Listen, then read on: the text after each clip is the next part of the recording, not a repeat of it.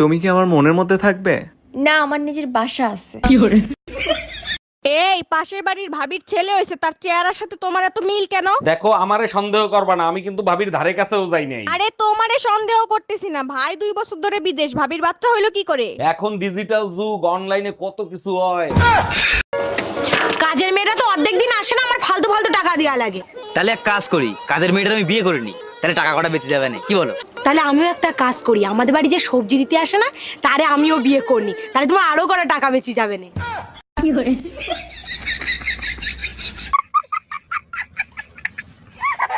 ভাইজান, একটা বিপদে পড়ছি, একটু হেল্প করবেন? অবশ্যই হেল্প করব, বলেন কি করতে হবে। আপনার ভাই বাসায় নাই, আমার 1000 টাকা লাগবে, কালকেই দেব। ভাবি এক কাজ করেন, 2000 নেন, আজকেই দেন। আমি টাকা ফেরত দেওয়ার কথা বলছি।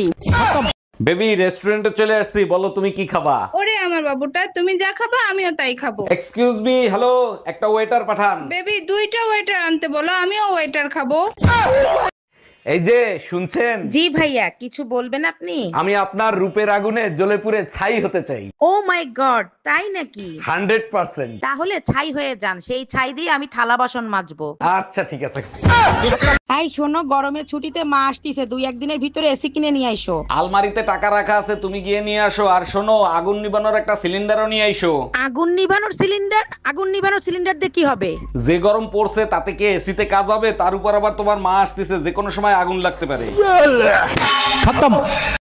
হ্যালো গুগল, পাশের বাড়ির ভাবি প্রেগনেন্ট। এটা তো খুব ভালো খবর। কিসের ভালো খবর? পাশের বাড়ির ভাবি প্রেগনেন্ট, সবাই আমার কাছে মিষ্টি খাইতে চায় কেন? ভাবির জামাই বিদেশ, আর তোর চরিত্র সবাই ভালো করে জানে। ডাক্তার দেখেন তো ওর কি হয়েছে, রাত্রেবেলা ঘুমের ঘরে আমার নাম ধরে ডাকে। এটা তো খুব ভালো কথা, আপনার নাম ধরে ডাকে, তা সমস্যা কি? ডাক্তার, সমস্যা হলো কালকে ওর বউ বাপের বাড়ি থেকে চলে আসবে। এক মিনিট, তা আপনি কে? আমি পাশের বাড়ির ভাবি। বেবি, রেস্টুরেন্টে চলে আসছি, বলো তুমি কি খাবা? ওরে আমার বাবুটা, তুমি যা খাবা আমিও তাই খাবো। এক্সকিউজ মি, হ্যালো, একটা ওয়েটার পাঠান। বেবি, 2টা ওয়েটার আনতে বলো, আমিও ওয়েটার খাবো। এই যে শুনছেন, জি ভাইয়া, কিছু বলবেন আপনি? আমি আপনার রূপের আগুনে জ্বলে পুড়ে ছাই হতে চাই। ও মাই গড, তাই নাকি? 100%। তাহলে ছাই হয়ে যান, সেই ছাই দিয়ে আমি থালা বাসন মাজবো। আচ্ছা ঠিক আছে। তুমি যে 2-3টা ছেলে মেয়ে পয়দা দিছো, ওগুলো কি একটাও মানুষের জাত হইছে? সব দোষ আমাকে দিচ্ছ কেন? তোমার কোনো দোষ নাই। এক মিনিট, আমার দোষ দিচ্ছ কেন? পয়দা তো দিছো তুমি। তুমি যে জিনিস কুরিয়ার করছো, আমি সেই জিনিস ডেলিভারি দিছি, তাহলে দোষটা কার? নিজে কতদিন বাঁচবো তারই ঠিক নাই, আবার আরেকজন এসে কয় আমি তোমাকে ছাড়া বাঁচবো না। কবে থেকে বলছি একটা শুনে কানে রে না দাও, কানে রে না দাও, তার বেলা দেওয়ার নেই। একটু চুপ করো ইউ ইডিয়েট। তুমি চুপ করো ইউ আলু ভাতে।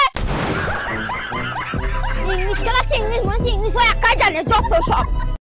আচ্ছা, আর কি বললে তোমার রাগ কমবে বলো তো? আমি ওই 3টে কথা শুনতে চাই। আচ্ছা, আই লাভ ইউ না। আই লাইক ইউ না। আই মিস ইউ না। আমি বইয়ের গোলাম। হ্যাঁ। আমি পারি না।